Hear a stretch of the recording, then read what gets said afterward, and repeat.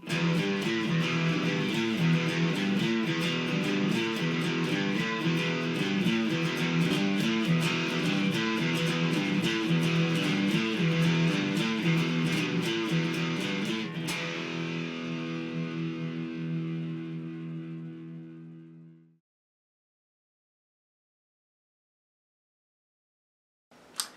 tal amigos de la página Creciendo con la Historia? Hoy día vamos a desarrollar una entrevista dentro de este segmento Creciendo con la Historia y los historiadores, y tenemos un invitado, digamos, muy especial, Jorge Bayona, que es un historiador de la Católica, que se ha formado especialmente en investigaciones del sudeste asiático y está en el Perú continuando sus investigaciones vinculadas a una historia comparada entre esta región y lo que corresponde a nuestro país, y viniendo exactamente de Filipinas, de Manila. Jorge, muchas gracias. Muchas gracias por tenerme acá, muchas gracias por la invitación. Jorge, un poco vamos a contar tu interés por la historia. Tú ingresaste a Católica a finales de los 90. ¿Qué te motivó a estudiar la carrera?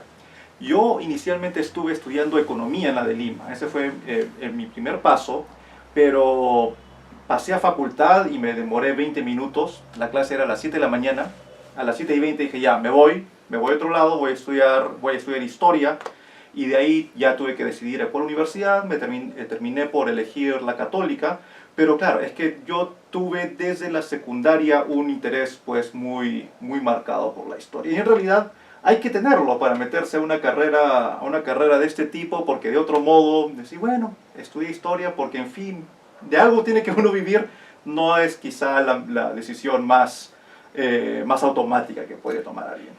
Entraste en el año 99, si no me equivoco, en Católica, ¿no? Así es. ¿Sí? ¿Y qué recuerdos tienes de esta época de formación, los profesores? Pues en general recuerdos bastante positivos. Me parece que la plana docente de la Católica era bastante buena, lo sigue siendo. Y sí, fueron años, había actividades como el coloquio de estudiantes de historia. Claro, había una vida estudiantil bastante activa, y me parece que lo sigue siendo, los jueves culturales y todas esas cosas. Sí, recuerdos bastante gratos. Y durante esa época de formación, ¿ya llegó a inspirarte tu tema de investigación o todavía no lo veías? Todavía no lo veía. Fue recién cuando me estuve formando acá en la Católica, pues claro, la idea era en realidad, te estamos formando, la idea tácita, pero que en realidad era sobreentendida por casi todos, era que nos están formando como historiadores peruanistas. En facultad tenemos 5 cursos obligatorios de historia peruana, y creo que eso también se relaciona con la naturaleza de la disciplina de la historia misma, en la medida en que uno tiene que tener acceso a las fuentes primarias, mientras que, digamos, en filosofía o en literatura uno puede acceder a sus fuentes sin necesariamente ir al archivo, ¿no? En literatura tú te puedes traer las novelas que vas a analizar de cualquier parte del mundo y mal que bien las puedes trabajar. En filosofía, pues, algunos textos claves que vas a analizar y normal lo haces. Pero en historia no te puedes traer el archivo, no puedo, tráigame todo el archivo de la Nación de Filipinas, no yo para acá yo ojear, no se puede, tú tienes que irte a ese otro lado. Entonces, pues, considerando realidades económicas en el país, pues se asume que uno va a ser historiador peruanista, porque son las fuentes que tienes acá. El horizonte quizá, pues, hacia afuera es irte al Archivo General de Indias en Sevilla. Pero aparte de eso, pues se entiende que tú vas a... Y bueno, y en lo que es entrenamiento en lenguas, en la universidad, pues nos enseñan, o sea, si tú te vas a ir al archivo en Vietnam, no puedes decir, bueno, yo acá hablo español, quiero ver las cosas, tradúzcame todo al español. No, o sea, tienes que manejar las lenguas locales correspondientes, y la universidad no te entrena para eso. O sea, se entiende que vas a revisar, que hablas español, vas a revisar fuentes en español. Y bueno, entonces yo estaba dentro de ese paradigma, ¿no? Yo estudiaba temas peruanos, y fue recién ya a nivel de posgrado que me fui para otro lado. Antes de pasar al tema de posgrado, cuando acabas tu carrera, empiezas también a estudiar idiomas, empiezas a trabajar como traductor, porque también hay mucho reconocimiento de parte tuya. hacia tu persona sobre la traducción de libros en inglés en castellano. Creo que también por ese lado, antes de irte a posgrado, empezaste a traducir una serie de libros, ¿no? Claro, lo que sucede es que yo hice la secundaria afuera. Entonces yo he hecho, creo que la mayor parte de mi educación primaria y secundaria la he hecho en inglés, afuera. Malasia, hice la secundaria. Entonces, claro, yo hice varias traducciones del inglés al español. También he traducido un par de cosas, el Lima Reader de hace poco. Sí. Varias cosas ahí las traduje yo. Entonces he traducido el libro de Mark Carey, el de los glaciares, de Christopher Heaney sobre las tumbas de Machu Picchu. Y hay también otro libro que he traducido que creo que todavía no sale en la imprenta, y bueno, lo traduje hace varios años, de Jamie Heilman sobre Ayacucho en el siglo antes, en todos los 100 años anteriores al surgimiento de Sendero Luminoso. Y bueno, claro, es en realidad he tenido la buena fortuna pues de ser completamente bilingüe en español e inglés, y la traducción pues de cierto modo al leer un texto en inglés o en español y traducirlo a la otra lengua, siento como que simplemente lo estoy transcribiendo, ¿no? O sea, entonces, pero claro, ya con el posgrado hace tiempo que, o sea, cada cierto tiempo me escriben un correo para que traduzca un libro y no, sencillamente no hay tiempo. ¿Cómo llegas a estudiar en los Estados Unidos? ¿Cuál fue el paso de Perú hacia Washington? Cuando yo decidí irme para afuera, ahí fue que dije, o sea, si me estoy yendo, puedo estudiar realmente cualquier región del mundo. Nada me obliga a estudiar el Perú. Entonces dije, pues estudiaré algo de Asia. Postulé a 2 universidades para ver temas del noreste de Asia, China, Corea, Japón, y a 2 universidades para ver el sureste de Asia, el sudeste asiático. Ingresé a una de cada una y pues decidí irme a la de Washington, que era más rankeada, y ya también para el momento en que recibí las respuestas yo ya me estaba inclinando más por el sudeste asiático. Yo había vivido en Malasia, y también tengo la idea de una asignación de recursos, en este caso humanos, tratar de optimizarlo, ¿no? Porque, o sea, tenemos en nuestra comunidad de historiadores mucha gente muy valiosa, pero que tienen perspectivas diferentes, ¿no? O sea, hay los que son un poco más monolingües, y entonces se van a mantener dentro del mundo hispanohablante, quizá estudien acá mismo en el Perú, o se vayan pues Chile, Argentina, México, son algunos de los lugares, y España. Aquellos que hablan inglés, por ejemplo, ya empiezan a mirar hacia Estados Unidos o el Reino Unido, pero digamos, de todas maneras, Asia les resulta todavía ya un puente demasiado lejos, un océano ya demasiado lejos, o sea, la mirada al Atlántico, pero cruzar el Pacífico ya mucho. Entonces dije, bueno, o sea, de toda nuestra comunidad de historiadores, quizá yo, o sea, de que puedo hacer el intento, lo puedo hacer. Y así fue como decidí irme a estudiar pues a Washington, Sí. A Seattle, y a estudiar el sudeste asiático. Y allá en ese posgrado, ¿qué profesores te han marcado? ¿Cómo fue esa experiencia de posgrado, tanto de la maestría como lo que estás haciendo ahorita, el doctorado, ¿no? Ya, allá mi asesor es Vicente Rafael, que es un historiador filipinista. Y claro, es un tipo fantástico, su mente trabaja a niveles que uno no se espera, uno le cuenta sus ideas y él sale, le da una vuelta que uno dice, ¿por qué no lo miras de esta manera? Y uno dice, no, o sea, es mind blown, ¿no? O sea, es una cosa que uno jamás se me habría ocurrido verlo de ese modo. Y pues, claro, como yo estaba yendo, él es filipinista, como yo estaba yendo como un egresado peruano común y corriente, pues no estaba yo particularmente enterado de cómo, del estado de los estudios filipinos, ¿no? Entonces, ya pues vi, él va a ser mi asesor, ya qué bien, ¿no? O sea, y bueno, un tipo excelente. Pero ya en Filipinas, o sea, claro, él tiene varios libros importantes, yo sabía todo eso, pero fue en Filipinas que realmente me di con con lo conocido que era, ¿no? Porque yo estaba investigando, estaba en la Universidad de Filipinas Diliman, estaba en la Universidad Ateneo de Manila, o en diferentes eventos, y me preguntaban, bueno, ¿y tú qué haces? Yo estudio en la Universidad de Washington, Historia, y me dicen, entonces tú debes conocer a Vicente Rafael. Yo digo, bueno, sí, es mi asesor. Y me dicen, ¿tu asesor es Vicente Rafael? O sea, todos lo conocen, es una cosa así fantástica. Y por el lado peruano, mi otro asesor es Adam Warren, que es un historiador peruanista que ve temas de historia de la salud. Creo que ahora está haciendo una investigación de largo aliento sobre las cesáreas en el Imperio Español. Es también un historiador excelente, buenísima persona.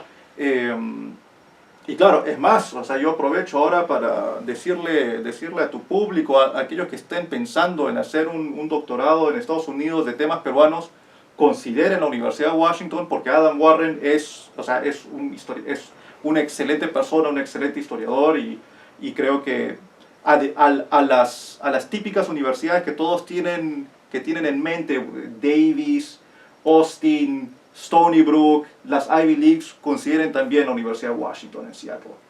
¿Cuál es el tema de investigación del doctorado? Cuéntanos, ¿qué cosa estás haciendo ahorita? ¿Qué estoy haciendo? O sea, a veces ni yo sé exactamente qué es lo que estoy haciendo, porque uno se enreda con la tesis del doctorado. Yo estoy viendo, digamos, concretamente en lo que son fuentes, estoy viendo dos casos muy pegados en el tiempo, en la cual pues tanto la élite peruana como la élite filipina sintieron que su integridad territorial estaba bajo amenaza. En el 26, con Filipinas todavía como colonia estadounidense, se propuso en Estados Unidos cercenar la isla meridional de Mindanao, que es una isla donde hay pues una población musulmana y también no cristiana, no musulmana, llamada Lumad, mientras que el resto de Filipinas es muy católico. Es una isla que no fue muy efectivamente conquistado o colonizado por los españoles. Además, en grandes partes los españoles sencillamente no pudieron entrar. Un congresista estadounidense propuso separarlo de Filipinas, crear dos territorios separados, y que esta isla musulmana y el archipiélago de Sulu pasaran a ser territorio estadounidense directamente. Y entonces las élites en Manila saltaron. El 27 se publicó en el Perú, se pasó al Parlamento el Tratado de Fronteras con Colombia. Sí. Y claro, para muchos peruanos eso constituía una pérdida territorial, pero que en realidad, así como Mindanao es un territorio que pues el Imperio Español no conquistó de manera mandó misioneros, pero así conquista, así de tener jueces, corregidores, allá pues no era, el Putumayo pues claro, realmente no tanto. Entonces estoy viendo esos dos casos, y eso los estoy usando para ilustrar pues dos temas. El tema que yo llamo destino heredado, esta idea de que es, de cierto modo, las nuevas élites en Filipinas, en Lima, en Santiago, en Buenos Aires, en todas partes, ex Imperio Español, están en realidad en términos territoriales continuando el proyecto colonial de España, del Imperio Español, solo que bajo nuevos dueños, ¿no? O sea, no hay en la mente de estas élites, no existe ninguna posibilidad de decir, bueno, el Perú se independiza y los indígenas de la selva que hagan su propio... ¿Se puede decir que son unas élites criollas tanto para la parte de Filipinas como en el Perú? Hay unas élites que cumplen más o menos la función de las élites criollas, ¿no? Son élites para el 26 hispano y angloparlantes, educadas en algunos casos en el exterior, en Estados Unidos, en España, con grandes fortunas, que manejan los medios de comunicación, que tienen representación en la Asamblea Filipina, y que manejan, o sea, no son tan diferentes en muchas de sus características de las élites de la República Aristocrática o del Oncenio de Leguía. Muy bien. Ahora, justo en este momento estás haciendo una investigación documental para el Perú. Ya lo hiciste en Filipinas, ¿no? Así es. Y en ese sentido, ¿cuáles son las limitaciones de repente que uno puede encontrar en los archivos? ¿No? O sea, como historiador, ¿qué limitaciones puedes encontrar? O sea, ¿qué tipo de fuente estás revisando en este momento? Bueno, todavía no empiezo, o sea, he llegado hasta algunos cuantos días. Todavía no he tenido oportunidad de ir específicamente a los archivos peruanos aún.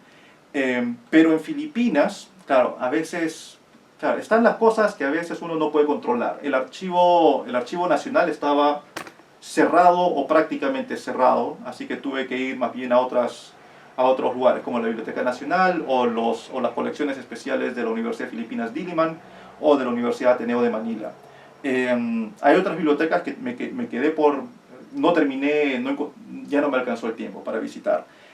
Pero estoy viendo sobre todo prensa, porque digamos es el órgano para la opinión pública, de tener tiempo y recursos para volver a Filipinas, ojalá con ya el Archivo Nacional abierto, pueda ver también lo que se está discutiendo en los pasillos del poder, ¿no? A nivel de gobierno. También hay muchos papeles que están disponibles sobre Filipinas en Washington DC, también en la Universidad de Michigan, Ann Arbor. Entonces quizá tenga que ir para allá también. Pasando a otro tema. El año pasado, como tú sabes, se ha intentado hacer un proyecto para crear un colegio de historiadores.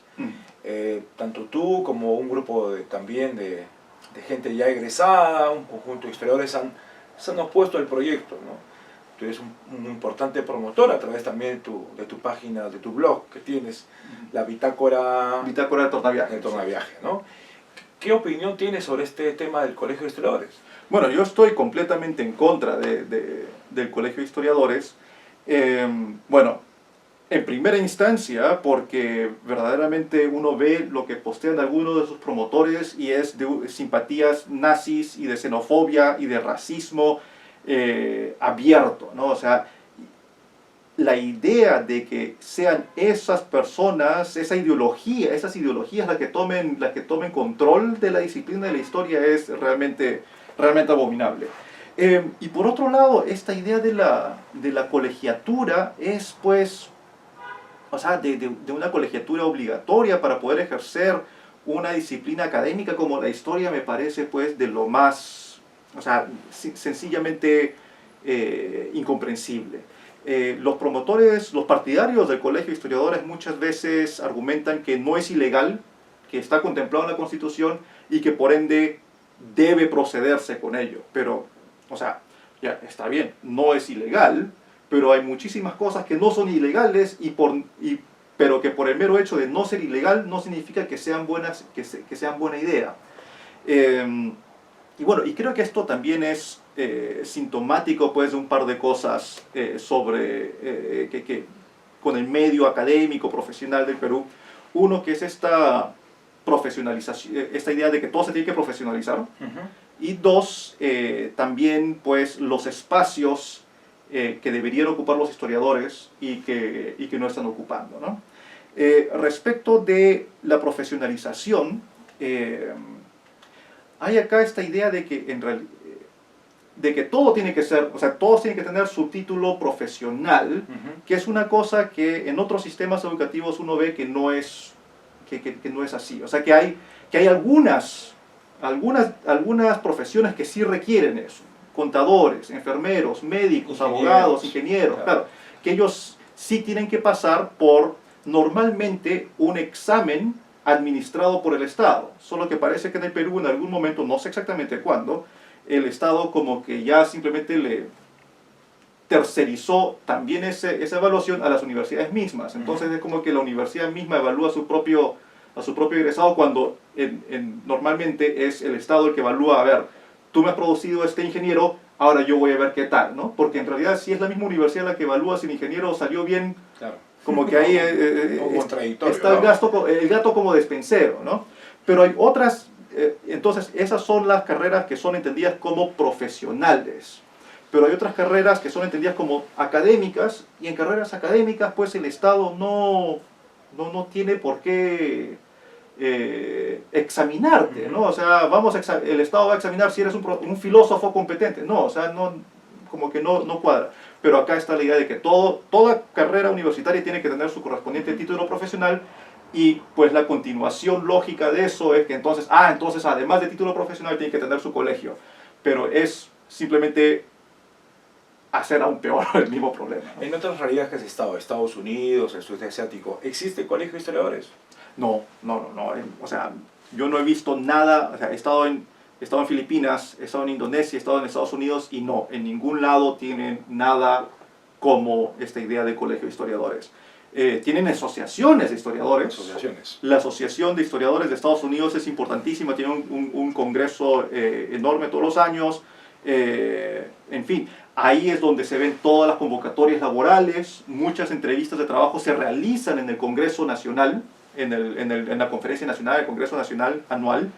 Entonces, claro, sirve para hacer que circule mucho el mercado laboral de los historiadores.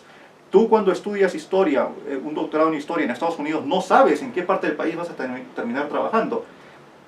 Y eso pues es más o menos, a mí me parece saludable en el sentido de que uno, o sea, hay movilidad en la disciplina.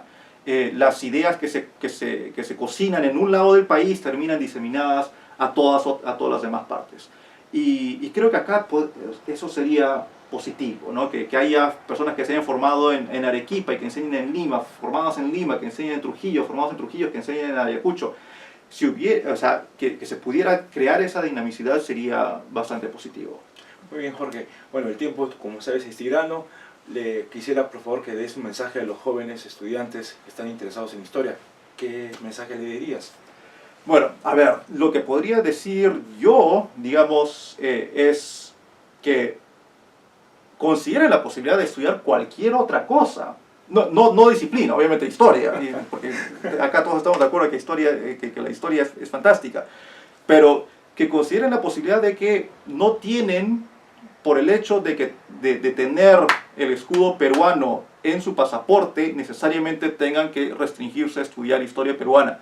Pueden estudiar lo que o sea, si se van a hacer un doctorado para afuera, pueden estudiar prácticamente cualquier parte del mundo. Eso sí, claro, si van a estudiar algo del cual no saben nada, como yo cuando recién me fui a Estados Unidos sobre el sudeste asiático, claro, se tiene que ir básicamente a Estados Unidos, porque en el Reino Unido es más el doctorado, así llegas y ponte a hacer tu investigación, ¿no? Mientras que en Estados Unidos sí te forman desde prácticamente cero.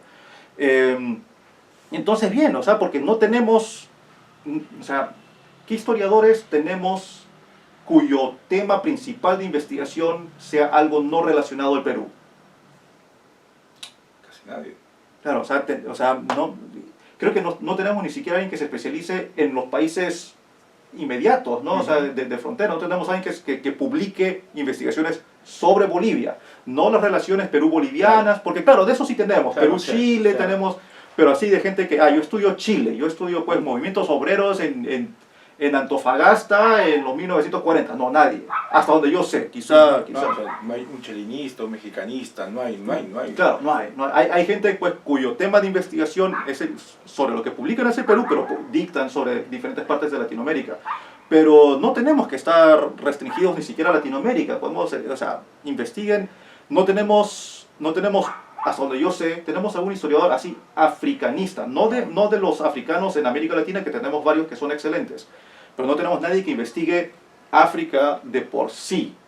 Y claro, y no por esto yo quiero dar a entender que estudiar el Perú está mal. Estudiar el Perú es fantástico, el Perú es un tema importantísimo que de ninguna manera tiene que ser dejado de lado, pero hay otros espacios, considérenlo, es algo a tomar en cuenta y si les interesa, láncense a la piscina. En mi blog he publicado un par de guías sobre cómo postular a universidades en Estados Unidos o Canadá, y dos, qué hacer si quieren más bien investigar algo que no sea Perú.